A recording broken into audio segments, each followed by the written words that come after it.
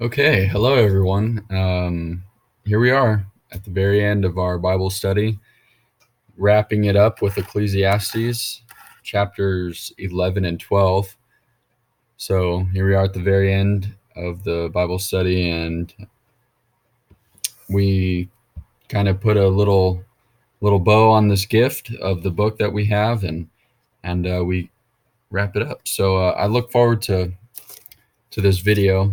I was even from the beginning. I always found it interesting how the book ended. So I was in the beginning of this little series. I've been kind of looking forward to this time. So before I begin, I just want to say that if you have been one who's watched all the videos, thank you so much. That is amazing, and that means a lot to me. Makes a lot of it makes what I'm doing here in these videos worth it. Number two, if you have not watched the videos, I warmly invite you to watch all of them. I think they're really good.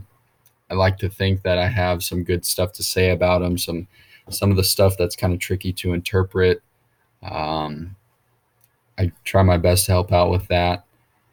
And then also let me know what you think in all these videos. Before you continue with this video, try to watch the videos leading up to this. Obviously, not all at once. You have to spend hours out of your day to do that. I'm not asking you to do that. And lastly, I just want to reiterate something that I was talking about in the first video, I believe it was I'm not with my goal here in this book was not to say that I have some unique interpretation or outlook of this book. I'm not trying to say that I have answers that theologians and biblical scholars have never been able to find. I'm not saying any of that. All I'm saying in these videos, or at least my goal, is to show you why find Ecclesiastes to be, or why I think Ecclesiastes, how am I trying to word this? Why I'm just trying to show you why Ecclesiastes is one of my favorite books in the Bible. So if I mentioned this in the first video, I'll mention it just the one last time. Uh, Before I became a Christian, I was an atheist, kind of agnostic, and my life was kind of was very spiritually empty, spiritually dead. I wasn't fulfilled in life, and the more I thought about life, the more I realized that it was really hard to find meaning in it. And then I became a Christian, and I became fulfilled. I spiritually alive, and um, I found my meaning and purpose in life. And I think Ecclesiastes was a really good little. It has a really good parallel to what my life was, because most of the book is the preacher Solomon talking about how life really is. He really gets to the truth of it. He says, "Look, you can't even trust people, money, wisdom. You can't trust these things because it's all vanity," as he says, and it's all temporary.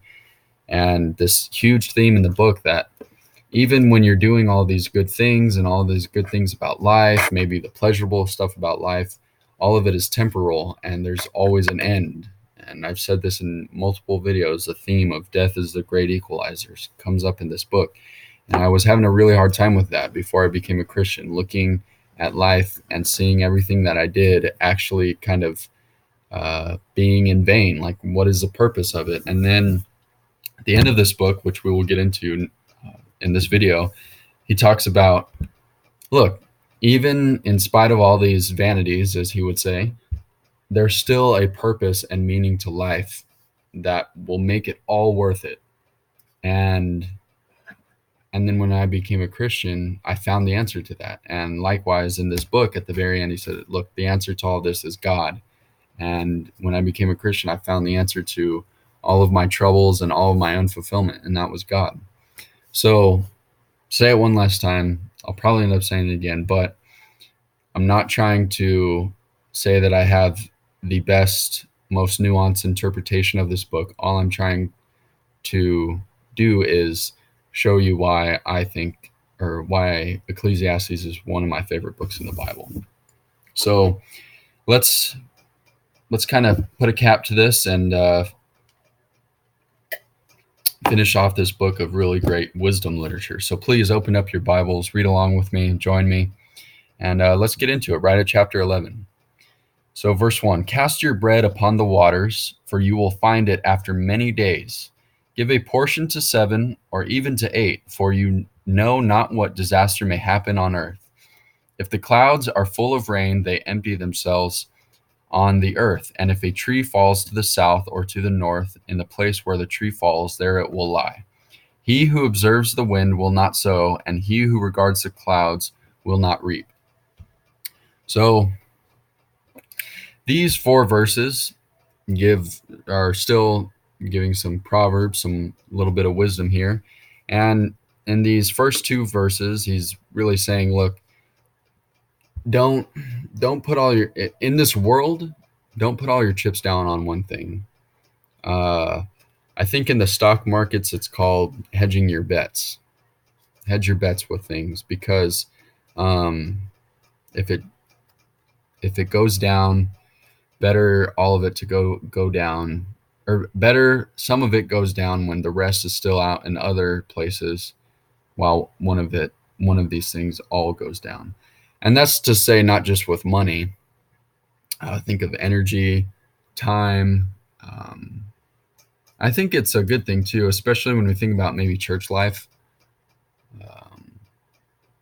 Now, I'm not saying that there's that risk of it all going downhill. I mean, there is, but that's not the thing here. The thing is, I think there's some really good things about diversifying your actions. And think about it in church life. You kind of give yourself only to one little part of church life, but if you really kind of, you might get caught up in just that aspect, and you might miss the part of the community that would be better off if you were within it. So I think it's a good thing to be involved with different aspects of church life. It's kind of not exactly enough to say, oh, I'm only going to church on Sundays. It's like, no, well, let's have this community. Let's go through this Christian life together as God calls us to. And I kind of a stretch in interpretation, but that's kind of how I see it. And then also in verse 4, he who observes the wind will not sow, and he who regards the clouds will not reap. It's like, if you pay way too much attention to the weather, you're not going to do what you need to do when you're farming. So likewise, you might pay too much attention to one little thing, and then you get caught up into it, and then you're missing the bigger point of maybe even why you were looking in that place in the first place. So I think it's some good wisdom right there. So we'll continue in verse 5. As you do not know the way the Spirit comes to the bones in the womb of a woman with child, so you do not know the work of God who makes everything. Okay, I'll just do a quick verse by verse from 5 through 10. So verse 5, I think it's a really good little verse about, you can't expect to know everything that God is doing. You can't expect to know the will of God in everything. We've gone over this in the last few videos about the idea of evil, and then the idea of what's my plan for this life, and how do I reconcile some of the unfortunate events that have happened to me. Maybe there's a really broad picture here. There's a really big picture, and I think literally and metaphorically, we're just too small to see it, and God is obviously big enough to see it, and then he's also guiding us along that pathway. So it's good to make sure that you're not losing hope in God just because you can't understand everything. Does that make sense? I hope so. In verse 6, in the morning sow your seed, and at evening withhold not your hand, for you do not know which will prosper, this or that, or whether both alike will be good. So another interesting little verse here. Withhold not your hand, for you do not know which will prosper. Um, so another farming reference metaphor here. Yeah, I think this is really saying, kind of see things through, stay committed. If you're in it, don't don't chicken out. That's my best interpretation. So much for that, right? So 7, light is sweet, and it is pleasant for the eyes to see the sun. Quick little verse. I guess I'll just offer a little bit. Light is sweet, and it is pleasant for the eyes to see the sun. I think this is a metaphor for light as in life. You kind of come across this metaphor as you're reading through the Bible. Um, the I kind of bring up this really cool quote by C.S. Lewis. I'll paraphrase it, but he says something along the lines of, I believe in Christianity in the same way that I believe that the sun comes up. It's not uh, it's not that I believe in the sun, but or it's not that I see because, oh my gosh, I'm butchering it. I'm so sorry. Um, Here, give me a second. Let me find it real quick. Um, yeah, so he says, I believe in Christianity as I believe that the sun has risen, not only because I see it, but because by it I see everything else. Much better, as C.S. Lewis always says these things. I'll say it one more time because I messed it up. I believe in Christianity as I believe that the sun has risen, not only because I see it, but because by it I see everything else. So, kind of a really good congruent line of thought here as you look at verse 7. Verse 8. So if a person lives many years, let him rejoice in them all, but let him remember that the days of darkness will be many. All that comes is vanity. So kind of in grouping 7 and 8, look, it's really good to have this light. It's really good to have this life, and it's really good to have the goodness. And I think he's saying to enjoy it. And it says rejoice in them all, but don't be naive and think that goodness is all that there is. I don't really think anybody truly is naive. I think everyone sees that there is darkness. In fact, I think most people think that all the things that there is darkness, and there's hardly ever goodness. But I digress. I think especially for Christians, when we see life in the way that Christianity helps us see it, it can be really easy to really get caught up in the goodness of it. And I think for the most part, it's a good thing. But at the same time, you need to use that rational part of your mind and remember that there are going to be bad times to come. And when you know that, you're better prepared for when they do come. So verse 9, rejoice, O young man, in your youth, and let your heart cheer you in the days of your youth. Walk in the ways of your heart and the sight of your eyes, but know that for all these things, God will bring you into judgment. Kind of real cut and dry here. Enjoy the good days, enjoy your youth. It's all good things, but also remember that what you do, there is judgment for all of these things. And obviously we know God is the perfect being in every sense, so he doesn't forget these things. And I think it's also really easy to fall into sinful, I don't want to say sinful behavior, but maybe a better phrase would be a rebellious attitude, and then also maybe even an ignorant attitude. Think of it the same way that youth, they don't really like to take advice from elderly people. They think, oh, I got it. What do they know? I think it's really easy in your youth to get of that same mindset. I know I fall into that trap, and I'm sure many of you do as well. So always keep that in the back of your mind. Enjoy your youth. Don't let it get to your head, though, because things will be called into judgment. So to wrap up chapter 11, Remove vexation from your heart and put away pain from your body, for youth and the dawn of life are vanity. I think, again, another cut and dry verse, real plain stated. I think just don't dwell on the hardships of life. Um, I know personally in my own experience, like there's something weird about there's like this really weird attraction that depression has, and seeing things in a somber mood and just being really negative. Man, I mean, I think it's really interesting how there's that attraction to it, and I don't think I'm alone in this, because especially when I get on a place like Twitter, I think I see a lot of the people relating to this. But there's this desire to keep going back to like a depressive attitude and mindset. It may suck and it may hurt while we're in it, but it's like there's a part of us that doesn't want to leave it. And yeah, it's just uh, really important. Say, remove the vexation from your heart. So don't, even though there's that desire to it to get down, don't get fixated on it. And we know that bad things come from feeding this desire to stay down, because you can get into some pretty bad stuff. Escapism with substance,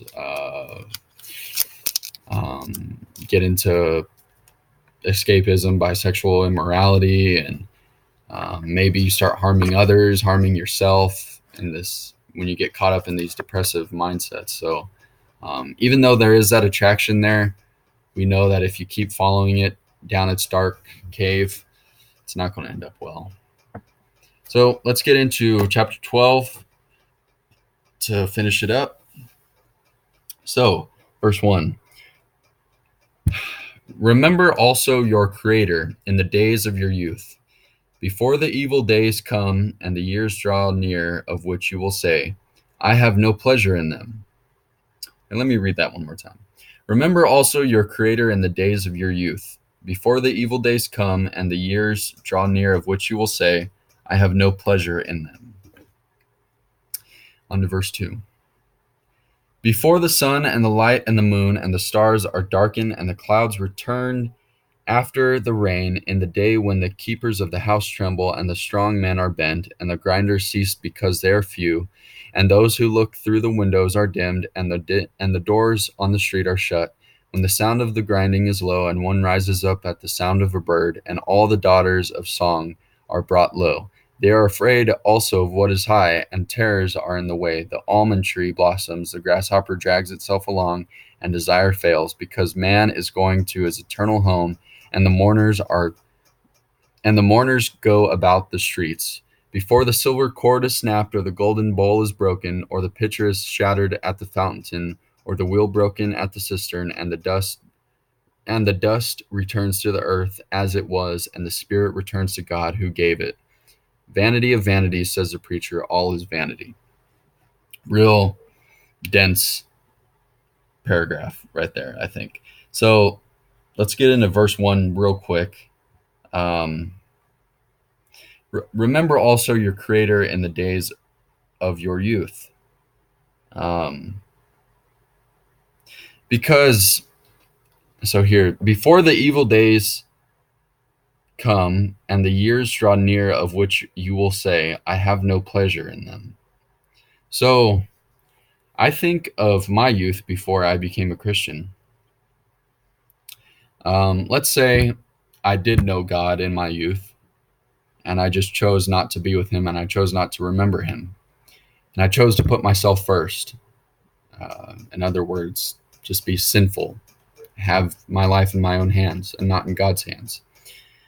I think I would look back on them and say I had no pleasure in them, because I don't think there's a difference in knowing God and then ignoring him and living for yourself, and someone who doesn't know God and just living for themselves. I really don't. I think when you get down to it, I don't think there's much difference, especially on the inside. And then I look back now to the years of years of my youth, even though I'm still in it, the years of my youth before I knew God and before I remembered my Creator, um, I can look back and say that real deep down, very kind of metaphysical, existential, all of that, epistemologically, really big philosophical words that I'm sure you can go look up in the dictionary.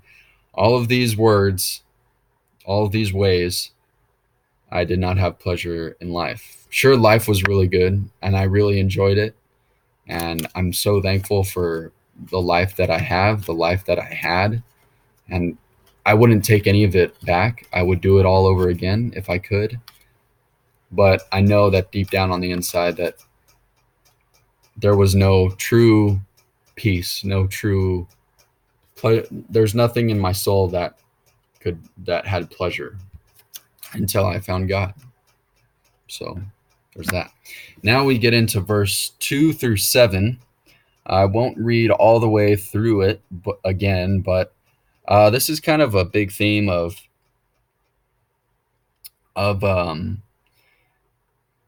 life coming to an end. Uh, Again, he still closes with that theme of death being the great equalizer, and then also, no matter what we do, life is going to change. At some point, life is going to seem a little bit darker. And I think that darkness comes from the fact that we're not in our youth anymore. When you get older and you realize that it takes a little bit longer to get up, takes a little bit longer to heal from a cold or heal from falling down. It takes a little bit longer for you to remember things. I think that's when there's that darkness of death starts creeping in on life, and so I think when he's getting here at verse 7, I should go back to 6. Before the silver cord is snapped, or the golden bowl is broken, or the pitcher is shattered at the fountain, or the wheel broken at the cistern, and the dust returns to the earth as it was, and the spirit returns to God who gave it. So, yeah, like right before death, we have to be prepared for kind of the dust returns to the earth as it was, and the spirit returns to God who gave it. Quick little side note: when you take a look at life, and you see that what we have here are blessings, and what has been given to us has been gifts. I think I went over these in chapter 7 and 8. If not, it was 5 and 6. You could go over a gift. I think it was 7 and 8, but a gift for everything that we have is really a gift from God.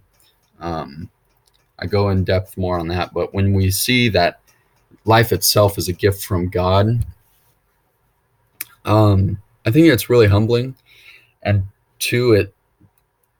that's where we get that kind of fear the Lord, fear God. As that next section says, fear God and keep his commandments. I think that's where we get the fear of God. It's not exactly like they want us to be scared of God, like scared of him. It's like humbled by God, in a sense. Does that make sense? I hope so. I realize you can't answer me right now. But when you take life to be a gift from God, of course, I think when you realize that, you recognize that, it humbles you. And then it makes sense why you should live life for God instead of yourself. So let's go into the very last section of this book. Fear God and keep his commandments. Besides being wise, the preacher also taught the people knowledge, weighing and studying and arranging many proverbs with great care. The preacher sought to find words of delight, and uprightly he wrote words of truth. Think of the book of Proverbs, maybe.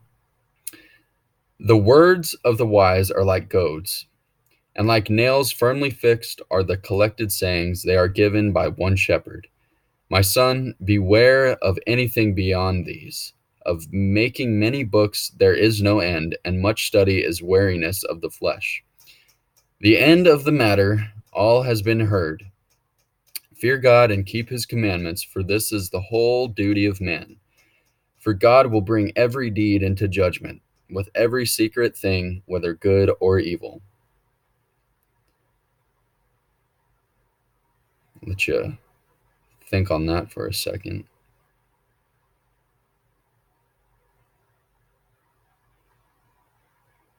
Okay, let's get into it. Final analysis. So here, I think verse 9 and verse 10 very explanatory. Take it at verse 11.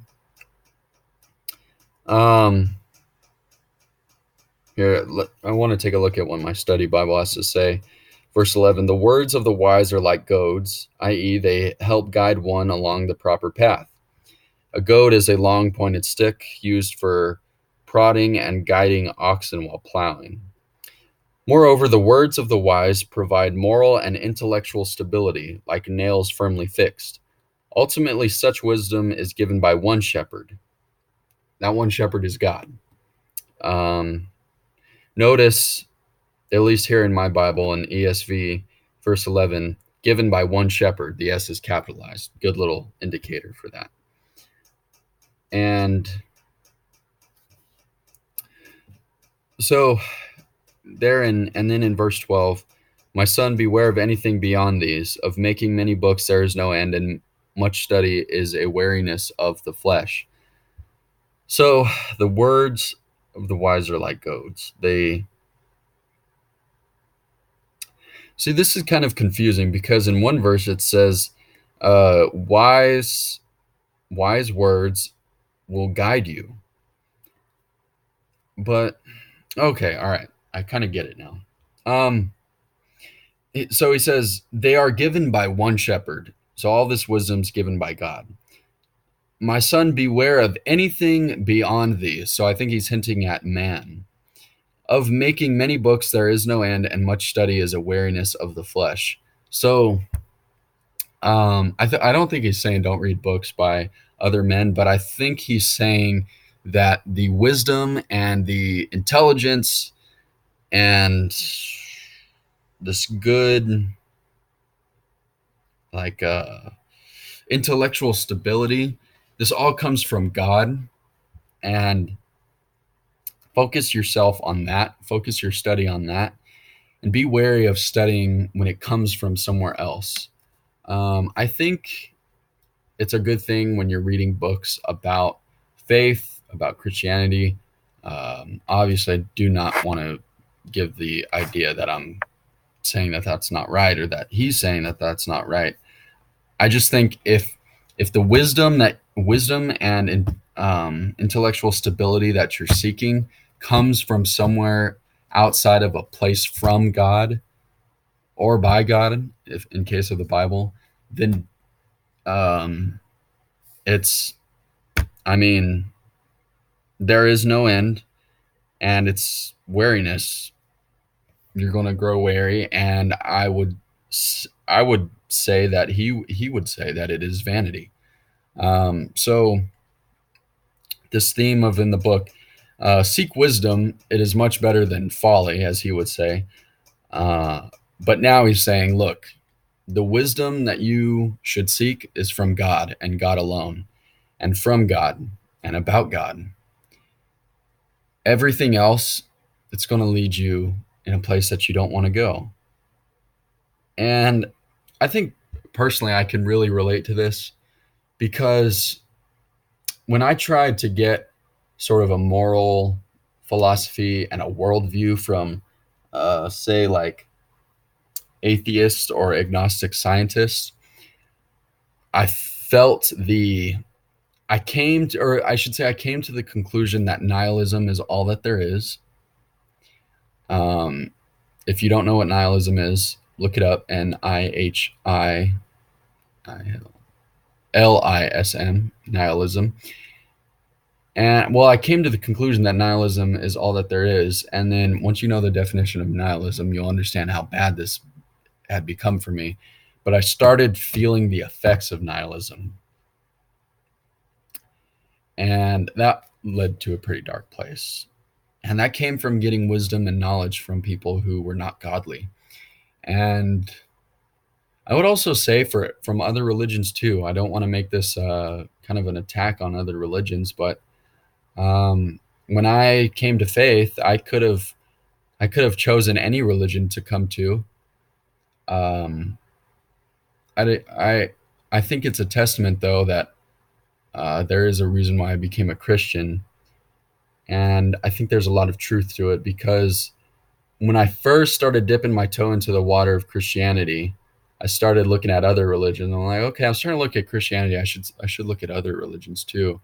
And man, nothing else answered my deep life questions than Christianity. I found a lot of them to be insufficient, and some of them didn't even give an answer at all. Um, and some of them I could just say were plain wrong. And then I find God, I find Jesus, and I read the Bible, and every answer that I could possibly seek is all that I need, everything that I need. And it's not 50% fulfilling, 75% fulfilling. It's, I would say, 150% fulfilling. I thought I was only capable of going 100%, but God says, no, I'm going to fulfill you in every way, even more than you thought that there was. And it's true. So I think what he's really saying here is seek the wisdom and seek the intellectual stability, seek knowledge, but don't get bogged down. Don't get caught up in other wisdom, other worldviews that are deviant from uh, God. So keep that in mind. And then we'll wrap it up here. The end of the matter, all has been heard. For fear God and keep his commandments, for this is the whole duty of man. For God will bring every deed into judgment with every secret thing, whether good or evil. So here we are at the very end. The end of the matter, all has been heard. Kind of what he's getting at the first few chapters of the book. You know, I see all this stuff that I do. I see things that other people do. And how am I any different than those people in this world and these worldly matters? All that, here, I'll pull it up. Let's see. Verse 9 of chapter 1. What has been is what will be, and what has been done is what will be done, and there's nothing new under the sun. But he gives us a really big glimpse, a really, really good way to end this seemingly dark and somber book. He says, fear God and keep his commandments, for this is the whole duty of man. For God will bring every deed into judgment with every secret thing, whether good or evil. So I just want to we'll go touch up on that last part of verse 13 and then into 14. I have some things to say about each one. Fear God and keep his commandments. This is the important part, for this is a whole duty of man. I really think that, and I hope, I know, and I think that most Christians would agree with me on this, but we're all made to worship.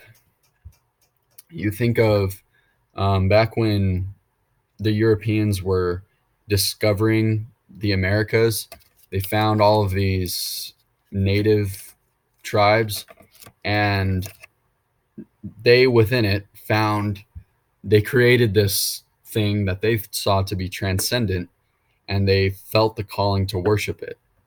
And we're all called to, and we all have this deep yearning to worship. And I think that deep sense of worship comes from the sense that there's something deep within us that understands that there must be more to life. When we experience love, we want that to last forever. And then when we think of death, when we think of of evil and wrongdoing, we think, or we take these things to be insults. I think if all of this was by chance and that there is no promise of the afterlife, I think death is probably the greatest insult to mankind ever. And this death, wrongdoing, evil, there's something deep within us that says that there has to be something better, and we desire better. And I think that there is something deep within us that knows that someday that there will be better. And we know that so that desire within us moves on into this idea to worship the imperfections of life, and the way we experience it call us to worship something that is higher than us, better than us in every way. And I think that's exactly where God comes in. And he's perfect. He's all intelligent. He's all loving. And I don't want to confuse this with religion is just a man-made thing, or God is a man-made thing. And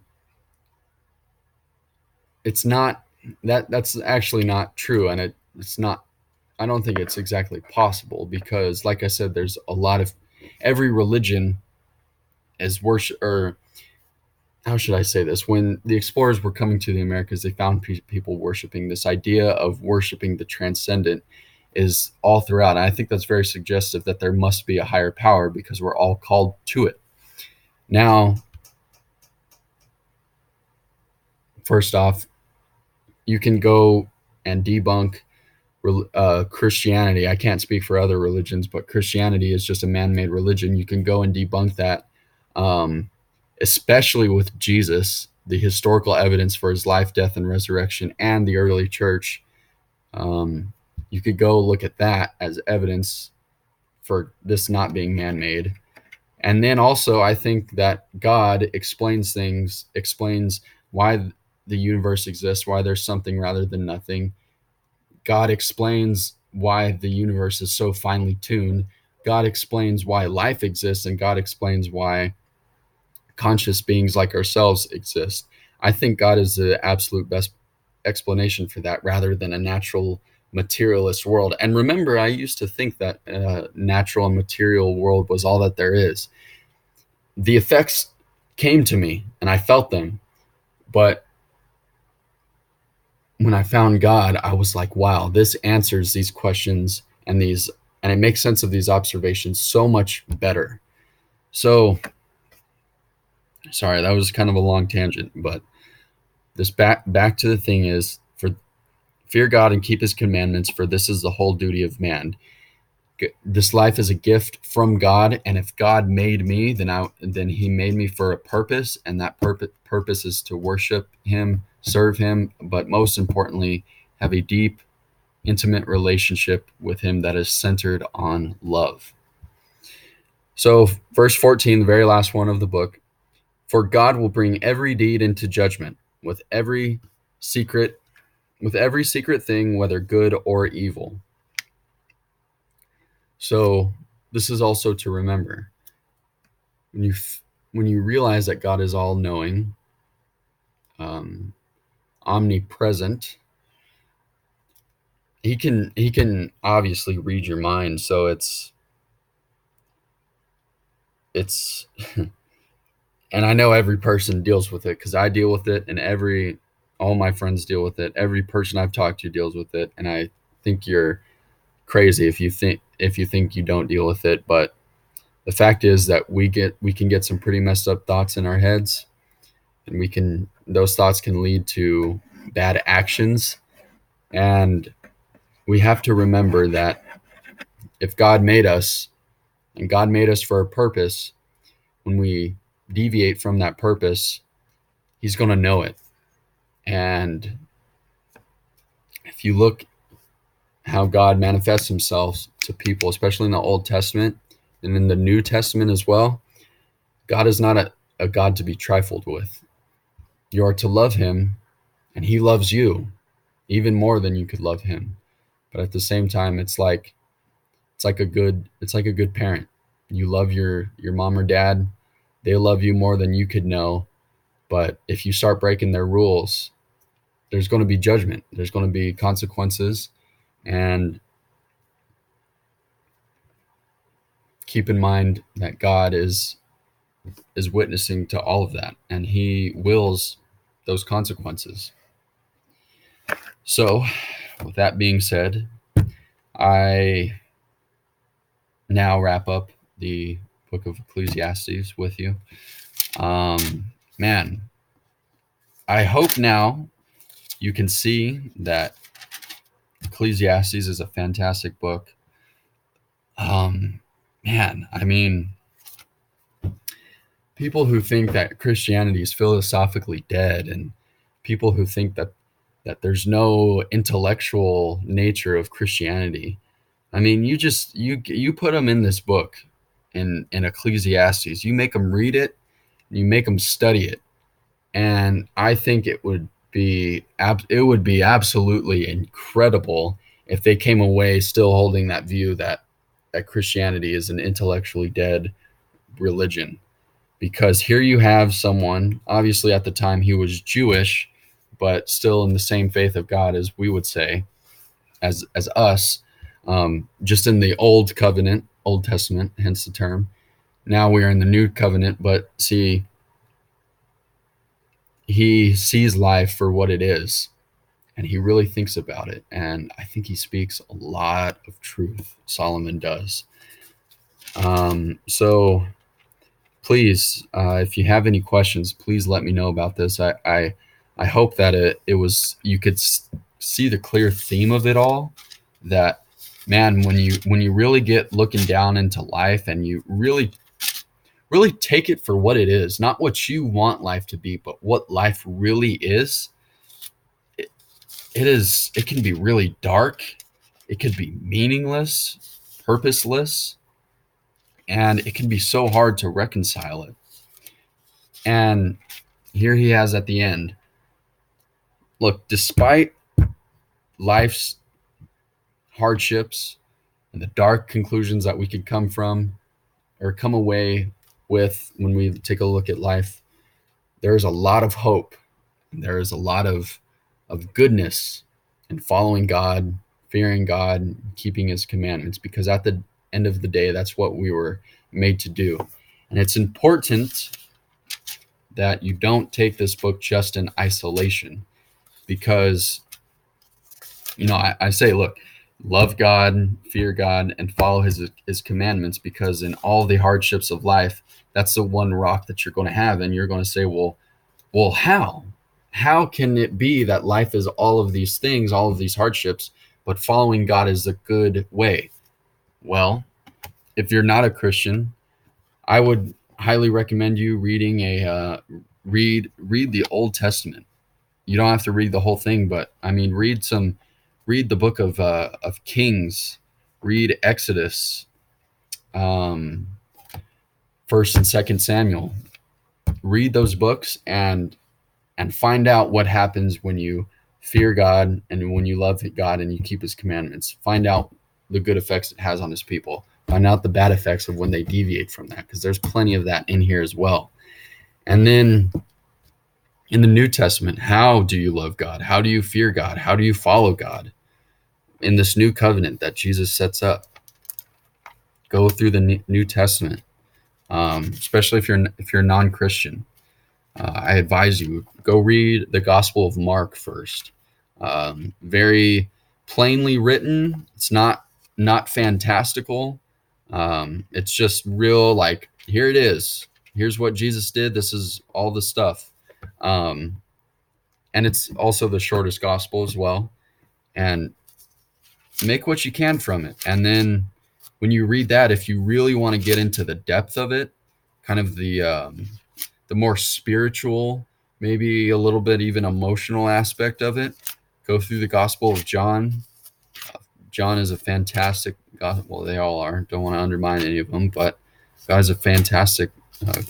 John is a fantastic gospel, and then, um, also kind of just in daily Christian life. If you want to know how it's meant to be lived, go read some of the epistles of Paul. Romans is really good. I mean, First Corinthians is really good. All of his epistles are just fantastic. Ephesians is really good. Galatians, Thessalonians, I mean, all really good. I also think First John. I might do a Bible study on First John. First John is one of my favorite epistles. I think my first favorite is Romans, but my second favorite is First John, which is kind of rare because most of the epistles are written by Paul. So anyways, I just kind of really babbled on there, but all this is to say, there are really deep philosophical things about life that we run into, and I hope now that in Ecclesiastes, if anything, you recognize that the Bible acknowledges those things, and the Bible sees them for what they are. And the Bible doesn't try to tell you that they don't exist and that you're not wrong in seeing these things. And I think knowing that, because I always thought that Christianity was an intellectually dead religion, but now that I see that even the Bible sees the life for what it really is, I see that that kind of opens up a door, and I hope it opens up a door for you. And now that you know that this book, Ecclesiastes, sees life for what it is, tells you how to kind of tells you how to deal with it a little bit, and then tells you the ultimate purpose of it. Now you can go through the Bible and figure out how it is. How do you follow God? How do you fear God? How do you love God? Why am I here? What is my purpose? What is my meaning in life? Where am I going? How do I get where I'm going after this life? All of these questions can be answered in this wonderful book called the Bible. And I hope now you see this thing. Oh, it's backwards. I hope you can see just how not just spiritually enriching this thing is, but intellectually enriching this book is. So I've been kind of babbling on a little bit. I'll wrap it up here.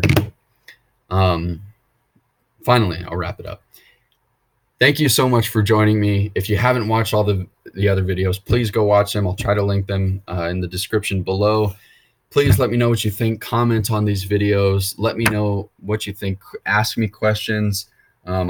Most likely, I will respond to your questions. I'm not some famous YouTuber who gets a bunch of comments and doesn't read them. I get if I'm lucky, I'll get one or two, and I will respond to them. Tweet at me. You could tweet. You could direct message me for some deeper dialogue at tmauk_2. That's at TMAUK_2. Please let me know what you think. Maybe some constructive criticism. I take that. And then some questions, some comments. Maybe you have an interpretation that you think is really good and you think that I should know about. I love hearing different interpretations. Also, please go tell your friends. I think this video, especially how I wrapped it up, how I ended it, I think this video would serve unbelievers really well.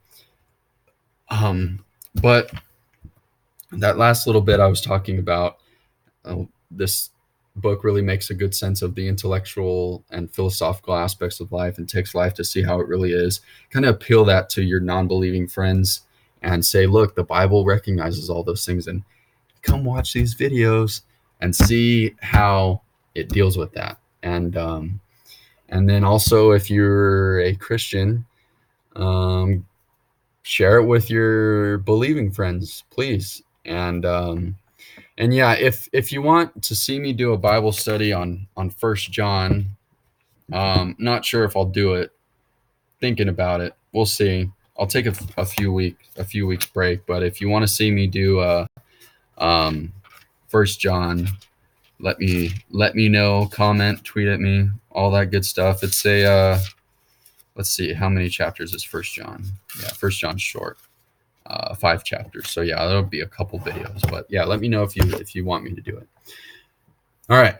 Thank you so much for joining me. Thank you so much for watching these videos. Like it, share it, and I hope you got a lot out of it. Thank you, guys. It's been fun doing a Bible study in Ecclesiastes, and I hope you enjoyed it. All right, take care.